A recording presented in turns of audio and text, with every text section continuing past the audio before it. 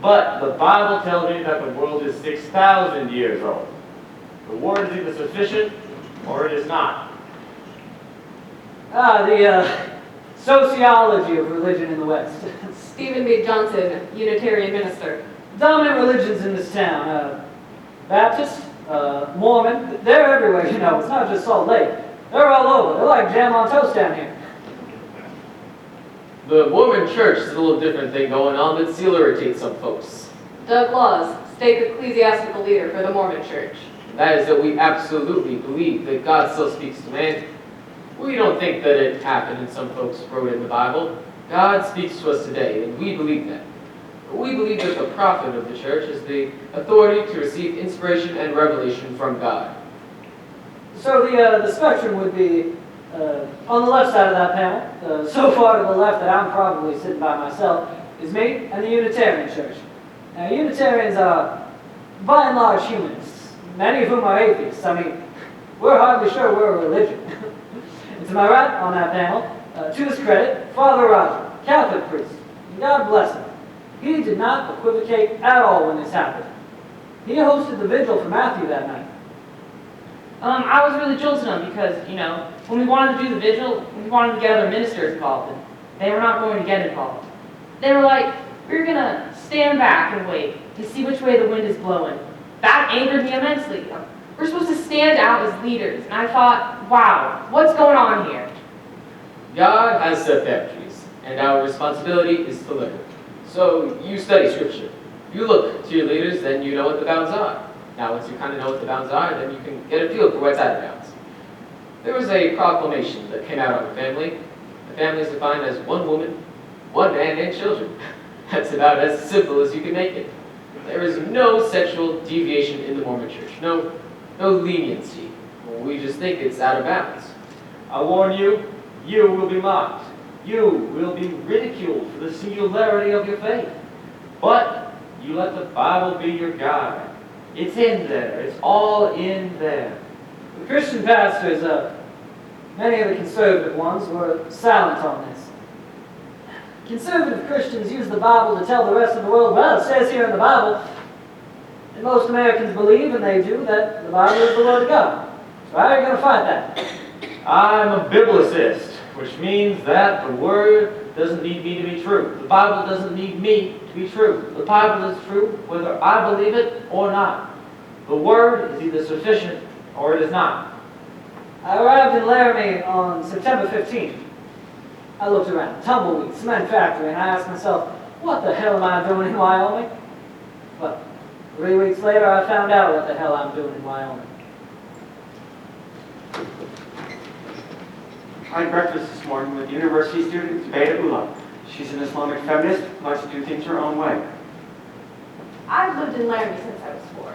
My parents are from Bangladesh, and 2 years ago, since I'm Muslim, I started wearing a scarf. And yeah, that's really changed my life here in Laramie. Like, people will come up to me and say things like, why are you wearing that thing on your head? Like, when I'm in the grocery store, I'm not looking to give people Islam 101, you know what I mean? Yeah. And so I'll be like, well, it's a part of my religion. And they'll be like, and this is the worst part, because they'll be like, I know it's a part of your religion, but wow. Like, how am I supposed to go into the whole doctrine of physical modesty and my own spiritual relationship with the Lord standing there with my pop and chips? You know what I mean? Yeah. It's so unreal to me that a group from New York is going to be writing a play about Laramie. I mean, like, I'm picturing it. You guys are going to be on stage in New York acting like you're us. That is so weird.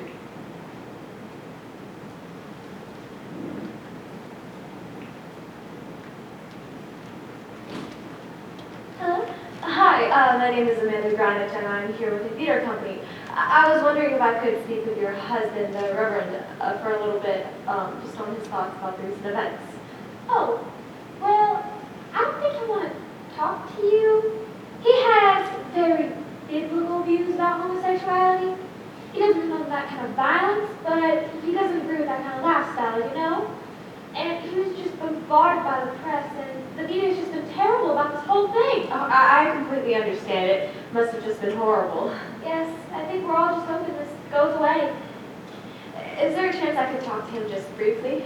Well, all right. You can call back tonight at 9 o'clock. Thank you.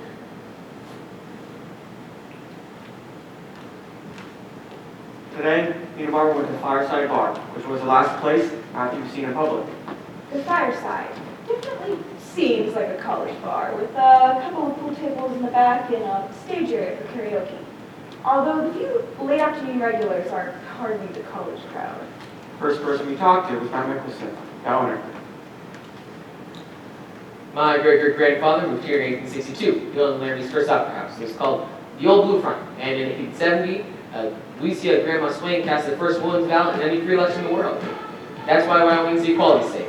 So, what I want to do is reestablish my bar business as Old Blue Front Opera House and Good Time Emporium. You know, I want to have a gift shop. I want to have a restaurant. I want to have a pool hall and do all this shit, you know? Every night's ladies' night. So, the Fireside is the first step towards the Old Blue Front Opera House and Good Time Emporium. So what about the night Matthew Shepard was here? We had a karaoke that night, maybe 20 or 30 people in here. Matthew came in, sitting right where we were sitting, just hanging out. I mean, if you really want to talk to someone, you should talk to Matt Galloway. He was the kid that was bartending that night. You'd really have to meet him. His character, it stands for itself. Hey, is Galloway bartending tonight? Okay, I'm gonna make this brief, quick, get over it, but it'll be everything, factual, just the facts. Here we go. 10 o'clock, I clock in my usual time for Tuesday nights. 10:30, Matthew Shepard shows up. Alone, sits down, orders a Heineken. Philip Reeve, a friend of Matthew Shepard. Matt likes to drink Heineken and nothing else. Heineken even got to pay $9.50 for a six-pack. He'd always buy the same beer. What can I tell you about Matt? If you had 100 customers like him, it would be the most perfect bar ever been, okay? It had nothing to do with sexual orientation. It was absolute mannerisms. Manners, politeness, intelligence, you know? Taking care of me, as in tips. It was just everything. It was conversations. He was always dressed nice. Very clean cut. Some people just walk in. It's please, thank you. Office intellect, you know, within the vocabulary. So he kicks it there. He didn't seem to have any worries or like he was looking for anyone. Just there enjoys drinking the company around. Now, approximately 11:45, 11:30. No, 11:45. Henry McKinney and Russell Henderson come in. I didn't know their names then, but they're their Qs, you know. They're their perps, they're their Qs. So they walk in, you know, she's very stone-faced, you know, very dirty, like grungy, rude, like, give me this, give me that type thing, you know. And they walk up to the bar, and, as you know, pay for a feature in dimes and quarters. And I mean, that's something you don't forget. You just don't forget that. 5.15 dimes and quarters, that's a freaking nightmare for a bartender. Now, Henderson and McKinney, they didn't seem intoxicated at all. They just came in, ordered a beer, and took a picture, then back into the pool room, and kept to themselves. Next thing I knew, probably half an hour later, we're kind of walking around, you know. This time, no beer. And I remember thinking to myself that I'm not going to ask them if they want another one. Because obviously, they just paid for a picture in dimes and quarters. And I have a real good feeling they had no more money. Romaine Patterson. Meant nothing to Matthew. Because he came from a London. And he would hand over his wallet in 2 seconds. Because money meant nothing to him. I mean, his shoes might have meant something. They can say it was robbery. I don't buy it. Not for even an iota of a second.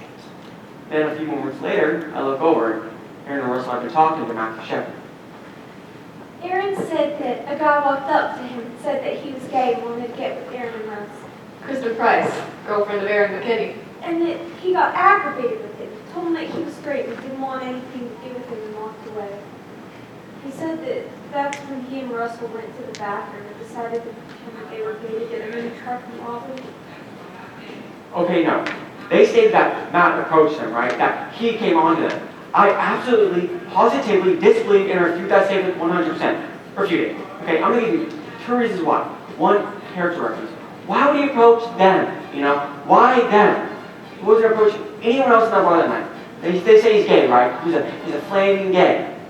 He's going to come on to people like that? Bullshit! He never came on to me. I mean, look at me. Hello? Come on now. Let's go. And 2, territorialism. And this is the word I'll use for this. And that's the fact that Matt was there. Russell and Aaron were in the pool area.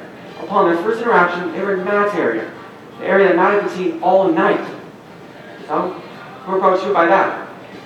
Matt was the kind of person, though, he'd never not talk to someone for any reason. Like, if someone just came up to him and started talking, he'd just be like, oh, blah, blah, blah, blah, blah.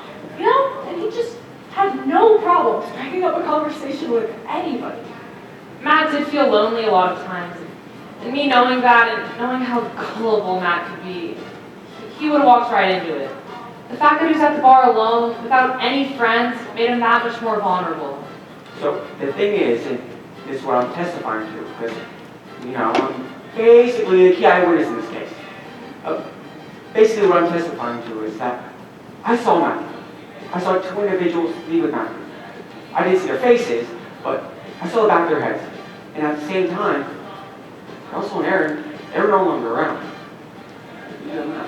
Actually, I think the DJ was the last person to see him on his way out that night. Gave him a cigarette or something. Her name is Shadow. Yeah, I was the last person that saw Matt between like the fireside, and I was just bullshitting around with my shit over here, and he stopped me. Well, I stopped him, and I was like, "Hey, Matt, getting ready to leave?" And he's like, "Yeah, man." And